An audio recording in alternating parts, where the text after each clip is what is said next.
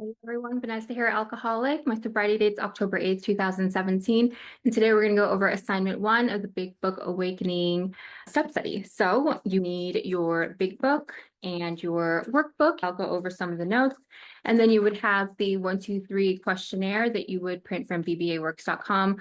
I'm going to read you some answers from the first time I did my step work. Back then we used to be Idiot's Guide for Really Smart People to the Big Book of Alcoholics Anonymous. Clearly, we needed a humbling right off the bat. I'm going to start us off with the set-aside prayer. I'm going to review the reading along with any transcribing included and any additional facts or context. Then I'll go read the questions and answers. If you want to follow along, I recommend going to the 𝒂𝒂𝒄𝒓𝒊𝒃𝒆 website. The questions are free, and you can actually, if you wanted to, go through and read the questions on your own and also fill them out. See what your experience is. It's really meant to be done in tandem with reading through the book with your sponsor and also doing the transcribing.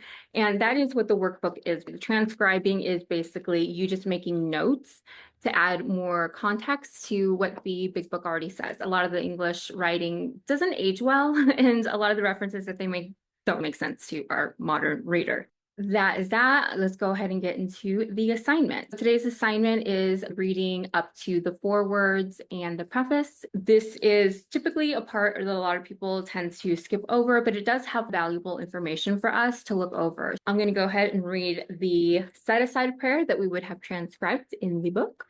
And we would do this with about 5 minutes of meditation. God, please enable me to set aside everything I think I know for an open mind and a new experience. Help me see the truth about this book, the meetings, the 12 steps, and my disease. Starting each session with this intention is an absolute game changer. It's really important as you're going through this whole process, especially just in recovery, sobriety in general, to have a blank slate, to really be open to experiencing something new and letting go of any prejudices that we've had or any old ideas. That's going to come up a lot in this. So just FYI, if that's not something that you're interested in. I really hope you guys can't hear the music in the background because I can't record these videos just by myself talking to myself.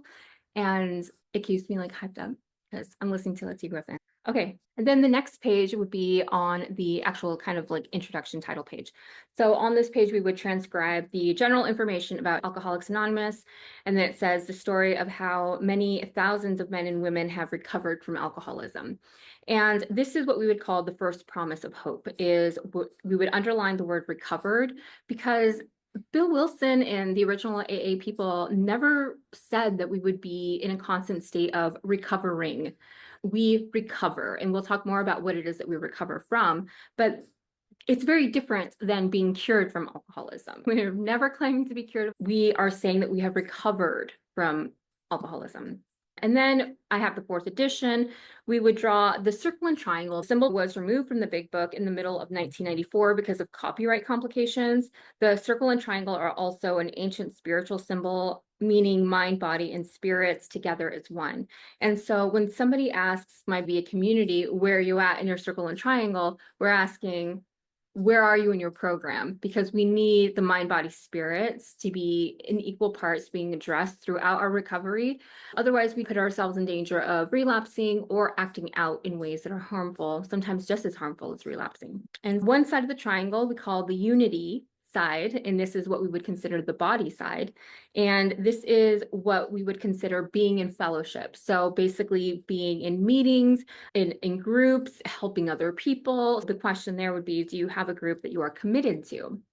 And then we have the other side of the triangle, which is service. This is what feeds our spirit. The service part is found in carrying the message. We do very much attraction rather than promotion. We are sharing our story, working with other alcoholics and taking them through the 12 steps, because that's actually being in recovery, taking other people through the 12 steps. And then the part that addresses our mind is our actual recovery. So it's found in the first 164 pages, and that is the 12 steps that we go through. It is the set of 12 spiritual principles, which are the 12 steps. The question is, are we actively participating in these 12 principles in all our affairs throughout our lives, in our work life, in our love life, in our family life, in our spiritual life? Are we applying the 12 steps in all parts of our lives? The promise here is that if action is taken in all 3 areas, so mind, body, spirit, I can be whole. So that is extremely important because ultimately that is what every addict is striving for. And unfortunately, we tend to search for it in a bottle or in a pill or some other substance, which will absolutely defragment us even more. The next page is the table of contents. The transcribing has us mark this page up as it actually has us break down the contents into the chunks of where we can find the steps. There's not a chapter that says Chapter 1, Step 1, Chapter 2, Step 2, Chapter 3, Step 3. That's not how the big book is laid out. It's a little coy, a little demure in the way that it gets you to opt into steps 1, 2, and 3. And then bam, you're working on then you're on step 3 and you're like, oh, how did I end up here? So it does break it down. The only part that isn't really part of any of the steps are the words in the preface, but it's still a pretty essential part of the AA history, which I actually found pretty interesting, even while I was hungover and not super sold on the 12 steps, to be quite honest. As you flip through the pages, if you got the thicker big book, it includes all of the stories that you could read. These got swapped out and we'll go through that more. There's different stories. The reason why they included these was so that you could have a meeting on the road. It was big amongst salesmen and traveling business folk. So their hopes was that by including these stories in these books, much like you would find a Bible or something, people would pick this up and they would read it. If they couldn't make it to a meeting, they had encouragement and hope, even on the road. And then we get to the brands, and the preface will have transcribed a little blurb at the top. And it tells you this is more than a book written to transmit information. It's a book designed to transmit an experience. And that experience needs to be sufficient enough to enable me to recover. And I need more than knowledge to stay sober for good. And we'll talk more about how self-knowledge avails us nothing later on. This is information that we are meant to put into practice. And not just to put in practice, but to have it change us so that we have an actual experience with this work and we really do become recovered.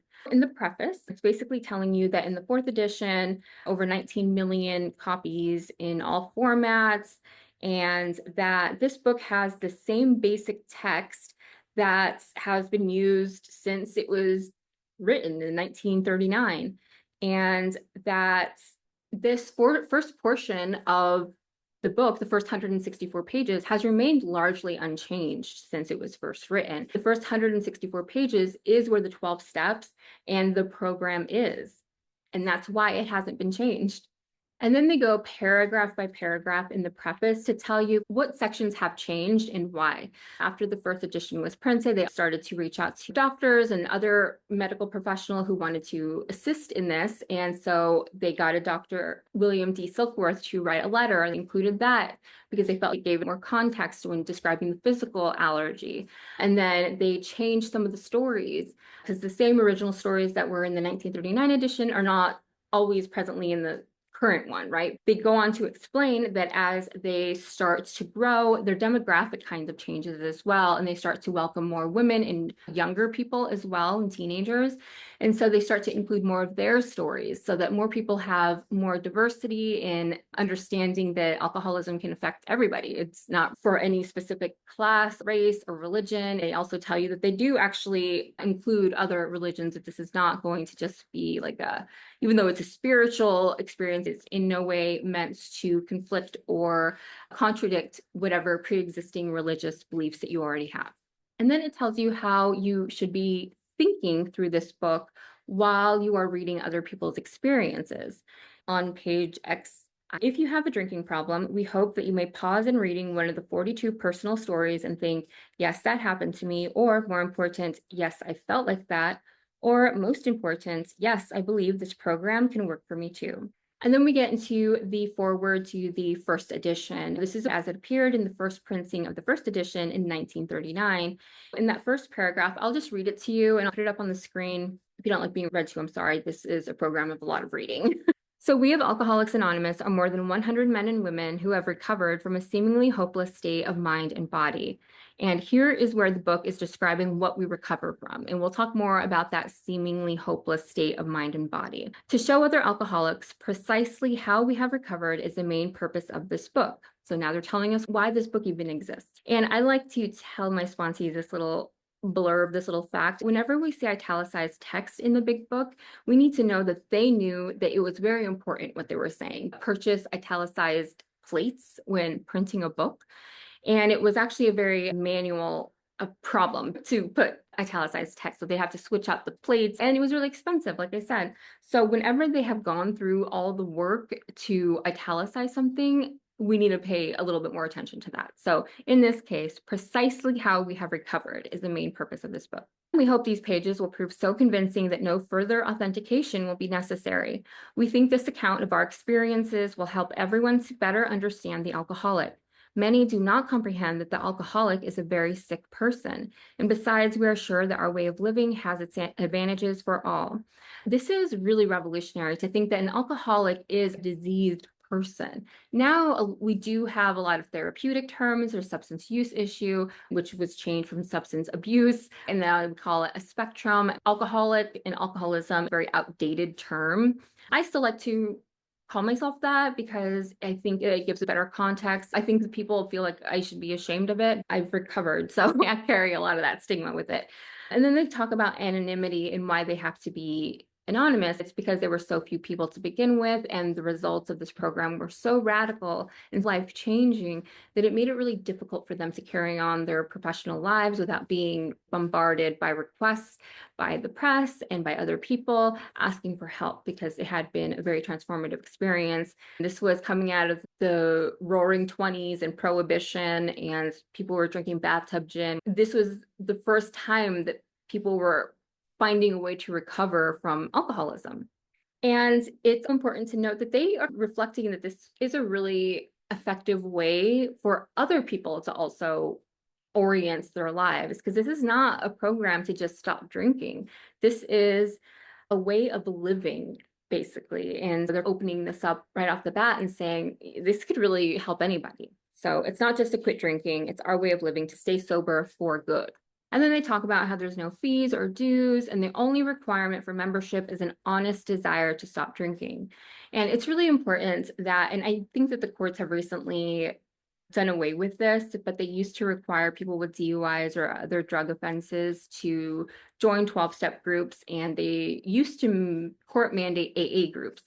And now they've changed that to open it up to any self-help group, including like church groups or therapy or whatever. And I think that's great, because what happens is if you're forcing people to show up in AA who don't want to be there, who are not there with an honest desire to stop drinking, they are not going to get helped, and they're ruining the experience for everybody else in that room who is literally dying from alcoholism. So I'm not a proponent for court mandating people to meetings if they're not ready to quit drinking. Then they go on to say, we're not allied with any particular faith, sect, or denomination, nor do we oppose anyone. We simply want to be helpful to those who are afflicted. Like, they're clearing the air right now. They are not trying to convert anybody to any specific religion. They are just really here because they have something that has worked to help people with alcoholism, and their only desire is to help other people. They also want to hear from people who have had experiences with the book and welcome any inquiry from scientific, medical, or religious societies.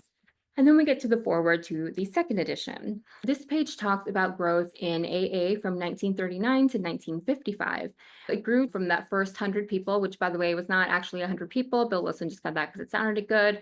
But he grew to over 150,000 members in 16 years. So it's very widespreading very quickly. And this was before internet. They basically just had printers to help spread the word and word of mouth. In this foreword to the second edition, it was written in 1955, and they go on to talk about how they're growing very quickly and very steadily, and that now they're expanding to other countries, and it's so widespread. You have to think about how in 1955 they barely had television, and now the word is spreading that it's like in Canada and the British Isles and Scandinavian countries, South Africa, South America, Mexico, Alaska, Australia, Hawaii. And so they're in all about 50 foreign countries and US possessions. Now they're in Asia, and it's like crazy to think about that, but that's just how effective it was and how life-changing and how actually culture shifting it was in 1955, that it somehow got its way to travel across seas with no internet. And then it goes back to the roots of how the first AA group even started. And so this was in Akron, Ohio, June 1935, and it started with a conversation between a New York stockbroker, who was Bill Wilson, and an physician, which was Dr. Bob Smith.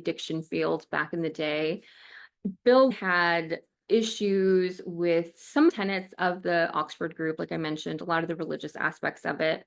And so he was convinced of the need for moral inventory, confession of personality defects, restitution to those harmed, helpfulness to others, and the necessity of belief in and dependence upon God. But there was a tenet in the Oxford group that required a complete deflation of the ego. And Bill Wilson was not super into that. And I don't think most alcoholics are. And so that's why he hid the 4 absolutes in the 12 steps. And we'll go through that when we get there. That's how his old drinking buddy, Ebby Thatcher, got sober. When he saw his old drinking buddy show up and he was sober, he was like, "What did you do?" And he's, "Well, let me tell you." And so he starts going to these groups. He's, "Oh, okay, I can see some information here. That's pretty good." And he just used it for the 12 steps. So prior to his journey to Akron, the broker had worked hard with many alcoholics on the theory that only an alcoholic could help an alcoholic, but he had succeeded only in keeping himself sober. The broker had gone on a business venture which had collapsed, leaving him in fear that he might start drinking again. He realized that to save himself, he must carry his message to another alcoholic. That alcoholic turned out to be the Akron physician. And so, again, and that was Dr. Bob. And so this is an essential and crucial part of the 12 steps, like I just mentioned about the recovery piece, the spiritual piece, is that in order for an alcoholic to stay sober, we need to be in service to others. We lived a life of selfishness and self-centeredness in our alcoholism, and we'll learn more about what that actually means. It doesn't mean that you're a bad person. It doesn't mean anything like that. It comes from a place of fear, and we'll go over that later. But because we live so self-centered, we have to reorient ourselves to be helpful to others. And this has always been a go-to strategy for me now, even if I'm having a bad day or I'm just like, I don't really have urges to drink, but when I'm just trying to get out of self, shopping or binge eating or call that guy I shouldn't or whatever, I know that I'm in a place of agitation. I'll be like, let me just call a sponsee and see how she's doing. And that typically helps. And so what he finds is that in helping Dr. Bob, he is able to get him sober, and also Bill stays sober. Even after that business opportunity collapses, he ends up staying sober. And it's important that also, we'll learn more about Ebby later, but what Bill did learn from the Oxford group is this utter reliance and dependence and belief in God. He says dependence upon God because we should never become dependent on a sponsor. And I tell my sponsees this when I start working with them, I'm not going to keep them sober. My job is not to keep them sober. My job is to get them through the 12 steps and to teach them the 12 steps so that they can help other alcoholics and stay sober. If they're not following any of that or they're not doing it, that's not my responsibility. I'm just here to show them how to do the work. All of this work is an attempt to grow closer in their relationship with God, because I can't do that for them. That is something that comes as a result of doing this work and helping others. That relationship with God strengthens and builds, and is ultimately what will keep them sober. Relying on any human being is not something that is going to work. And if you know any people like that who have 20-something years sober or 30 years sober and they're still sponsor reliance, I would ask you to question what the quality of that person's life is, what that quality of that person's spiritual life is. Is this somebody whose life you want for yourself? Do they have and express a certain level of freedom that you like, or are they dependent upon meetings and other people? Typically, when I see people who are very people reliant, when life gets hard, they become very grumpy and they become what we would refer to as a dry drunk. And so it talks about at the bottom, that last paragraph, this physician had repeatedly tried spiritual means to resolve his alcoholic dilemma, but had failed. But when the broker gave him Dr. Silkworth's description of alcoholism and its hopelessness, the physician began to pursue the spiritual remedy for his malady with a willingness he had never had before. And then he sobered up and he never drank up until he died. And the reason, again, that it was so important about that identification piece, which Dr. William D. Silkworth gave, in his opinion, is that this is a physical allergy that has manifested in the alcoholic, and we lose the ability to control our drinking after a certain point. And then on the next page, a continuation of the forward to the second edition, we talk about how the work in AA is not the steps itself, it's taking people through the steps. And he talks more about the history here, how they continue to grow, and they returned to New York and have an official AA group. The second group started to grow in New York in 1937, and then a third group in Cleveland. Now they're starting to realize there's something here. By 1937, the number of members having substantial sobriety time behind them was sufficient to convince the membership that a new light had entered the dark world of the alcoholic. Again, this was the first time they'd ever had a group like this. We think of AA now and just know that it's always existed since before we were born. But in 1937, they didn't have it. This was just them. And so at this point is 1939 is when they printed the first copy of the Big Book. It says the flying blind period ended and AA entered a new phase of its pioneering time. And after they published the book, it really took off. On the next page, they talk about some media appearances. The editor of Liberty printed a piece in his magazine called Alcoholics and God. And this caused a rush of 800 frantic inquiries into the little New York office, which had been established for AA business. They answered every single inquiry. They sent out pamphlets and books. Businessmen traveling out of existing groups were referred to these prospective newcomers, so they would set up the letter writers with people already in the book so that next time they were on a business trip, they can go see them. And then by the end of 1939, it was estimated that 800 alcoholics were on their way to recovery. And then John D. Rockefeller Jr., you might know him, in 1940 had a dinner with many of his friends and he invited some of the AA people to come and tell their stories. More copies of the book were just going out and selling, and Jack Alexander wrote a feature article in the Saturday Evening Post, and it placed such a compelling picture of AA before the general public that alcoholics in need of help really started taking note and wanting more information. Again, this is why they wanted to be anonymous. They figured that at some point their names and stuff were going to start getting out, and people were just being blown up with inquiries about it. So and it says at the close of 1941, AA numbered 8,000 members. The mushrooming process was in full swing. AA had become a national institution. Think about that. We might take it for granted now, but there was a time when people didn't know what to do if you were an alcoholic. You would just end up in a hospital or in jail until you died. There was this really important part of the growth of AA, which he describes as fearsome and exciting adolescent period. And it's basically like, how do we get these large number of groups and of people, of alcoholics, to work together and to continue carrying the same uniform message? He talks about the creation of the 12 traditions. I'll be honest with you, I'm not well versed in the 12 traditions. I don't know anything about that. I wasn't raised on the 12 traditions, but this is basically a way for running AA groups, meetings. They're all independently run and they're all funded by donations of the members who go. That's basically where the 12 traditions came into place, and anybody who wanted to start a meeting needed to follow those 12 traditions. Out of this frightening and at first disrupting experience, the conviction grew that AAs had to hang together or die separately. We had to unify our fellowship or pass off the scene. And this is a life or death thing. And these were being run by alcoholics with egos and bad attitudes. So they had to come up with some cohesive, uniform way to exist across the United States and later on across the world so that people can be carrying the same succinct message, right? That was saving everybody's lives. Some of those 12 traditions, for example, were that no alcoholic man or woman could be excluded from our society. Nobody could be turned away. Our leaders might serve but never govern, so they couldn't really have real authority because you know how alcoholics be without authority. Each group was to be autonomous, and there would be no professional class of therapy. So this is not, you're not going to get therapy at a meeting, okay, you guys? There's no fees or dues. Our expenses were met by our own voluntary contributions. There was to be the least possible organization, even in service centers. And our public relations, which were to be based upon attraction rather than promotion. So it's not like they were putting out commercial ads or flyers. It was more about word of mouth. And if you're into it, then I can give you more information. But it wasn't any type of commercial advertising for AA back in the day. It was decided that all members ought to be anonymous at the level of press, radio, TV, and films so that they didn't get bombarded. And in no circumstances should we give endorsements, make alliances, or enter public controversies. This is why it has no place in anything besides helping other alcoholics. I love that it is such a driven process to just help alcoholics and get close to God. I think that's beautiful. You're not going to see them endorse presidential candidates or buddy up with nonprofit organizations or anything like that. They talk about their statistics. Of alcoholics who came to AA and really tried, 50% got sober at once and remains that way.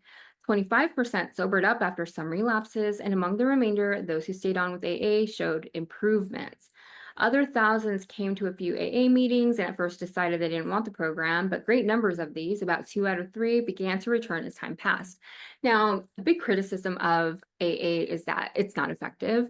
That's not true. It is the most effective. There are 3 well-published and researched studies that indicate that AA is the most effective program for long-term sobriety and recovery and overall better quality of life for people who have addiction and alcohol abuse problems. And so that is a myth that this is not effective. The reason why I think they have better stats back in the day is because these were people who were literally dying of alcoholism. They would go to the hospitals, they would go to the jails, they would go to court and take people who had alcohol-related offenses and take them through the 12 steps. A lot of times it was known that if there was somebody in prison for intoxication-related arrests, Bill Wilson or some of the other AAs would go to court and be like, hey, judge, if we take him and we will vouch for him, can he avoid jail time if we can take him to a meeting and return him to you sober? And that's what would happen. And so the defendant would be so grateful for the opportunity that, of course, they're going to be grasping for whatever program AA was having, right? And they would recover. But that was how that worked. It wasn't courts that were at that time mandating people to go to these meetings, right? People needed to opt into getting the help.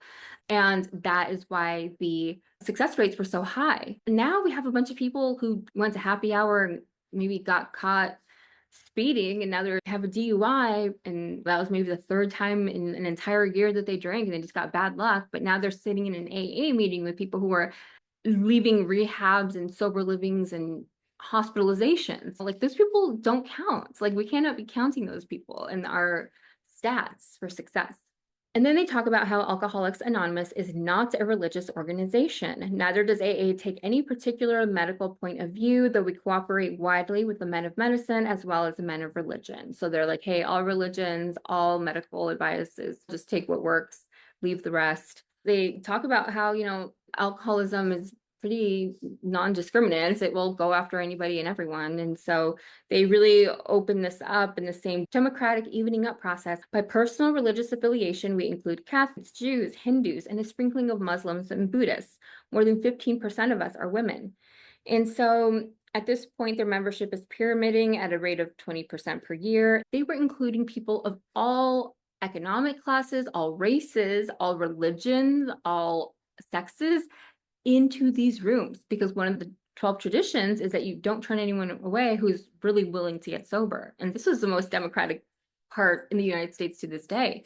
I can be next to an attorney, a surgeon, and the guy who literally just slept next to a dumpster last night, and I will learn from all of them.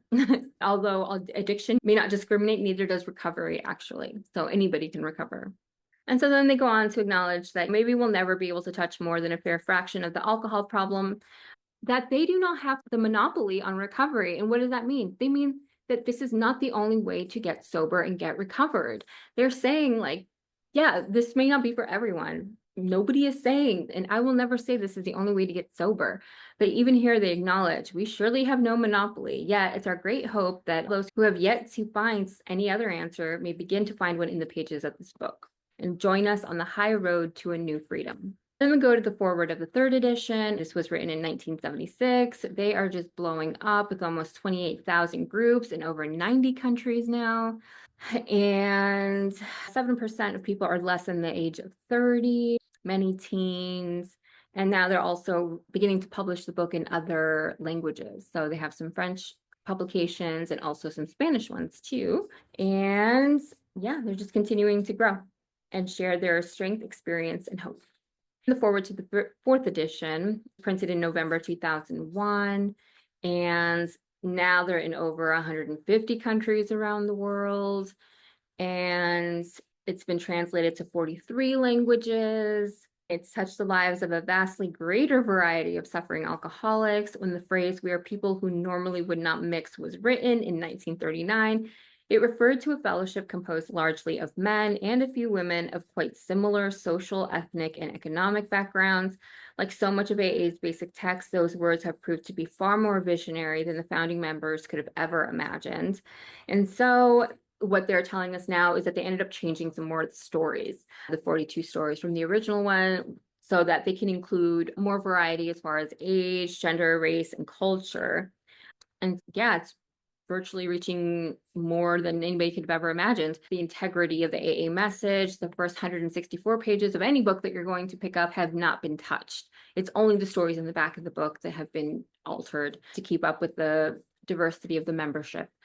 And so then I really like this line: taking advantage of technology advances, for example, AA members with computers can participate in meetings online, sharing with fellow alcoholics across the country or around the world. In any meeting anywhere, AAs share experience, strength, and hope with each other in order to stay sober and help other alcoholics, modem to modem or face to face. AAs speak the language of the heart in all its power and simplicity. We saw an absolute boom during the pandemic, even in my community for meetings. I do BA meetings, Big Book Awakening, and these are a different kind of meeting, by the way. And I'll explain why these are different from AA meetings. But basically, the transcription on this page, by the way, is that a disease is a condition that separates me from health. So our sickness is physical, mental, and spiritual. It's a dis-ease, a lack of ease. Alcoholism, yeah. And so before we get into the questions, I'm going to tell you why BBA, Big Book Awakening, is not considered in the AA directory. One of the 12 traditions is that they keep a singleness of purpose. For example, if you are in an AA meeting, you cannot introduce yourself as an opiate addict, heroin user, codependent, or binge eater. You are there to solely and only identify yourself as an alcoholic.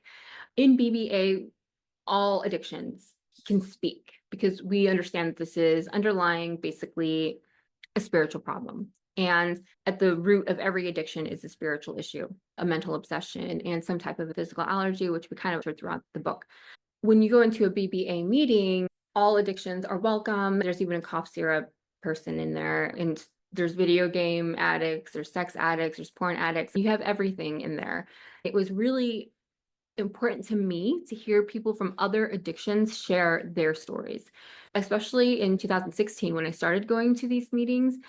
I wasn't 100% convinced that I actually had an alcohol I would say that I was an alcoholic, but I didn't really know what that meant. When I would hear heroin users talk about where their heroin use took them, I'd be like, oh wait, that's where my alcoholism took me. It really would put things into perspective for me, because you always have a little bit of an ego that I'm not as bad as them, or I'd never do that. You just haven't gotten there yet. You keep drinking, you keep using, you'll get there eventually. It's important to enter those meetings with an open mind and not be judgmental, because you never know where you'll end up if you keep drinking or using. That is the end of the first reading assignments. Next time we'll read the doctor's opinion and go through more of that transcribing. And now I'm going to go through the questions. So the questions for that first assignment would talk about the circle and the triangle, the preface and the foreword. So I will show you the questions and then read them to you as well. As I look at the circle and triangle, I will consider each part in the unity side of the fellowship. If you are a newcomer, you can write NA if it doesn't apply. For example, you're not expected to be sponsoring people as a newcomer. On the unity side, the fellowship, the body, you take your body to the fellowship, and that is how you are in unity with others. How am I doing with meetings? Do I go to enough meetings? Do I have a home group? Do I have a commitment at a meeting? Do I go to too many meetings? Do I get there early? Do I welcome new people before or after the meeting? Do I reach out? Do I help with setup or set down? Right now, I'm not going to a lot of meetings. I'm not going to any, actually.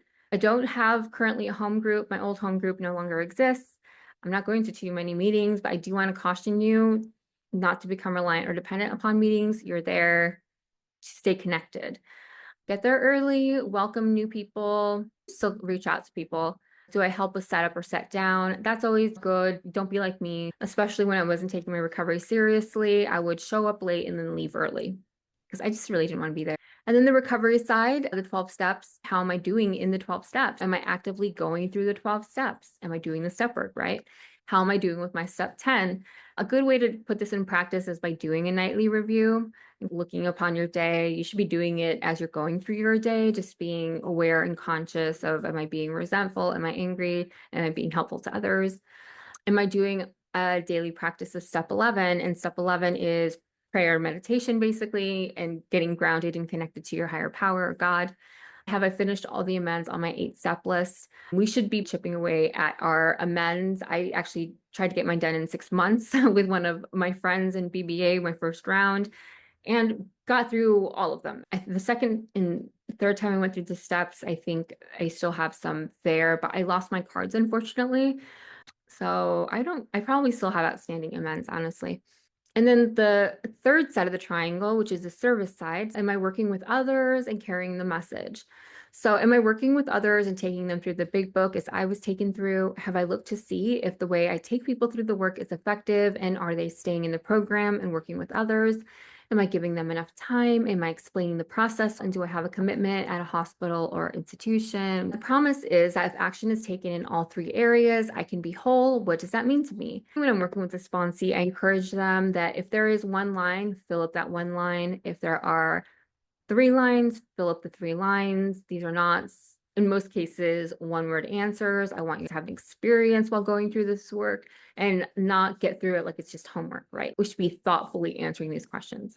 To me, being whole means not having to rely on external things to be content with myself, my life, my relationships, and to feel connected to God. The first promise is how hundreds have recovered. Am I recovered or am I recovering? The book states that we recover from a hopeless state of mind and body, and that hopelessness is gone. I definitely have recovered.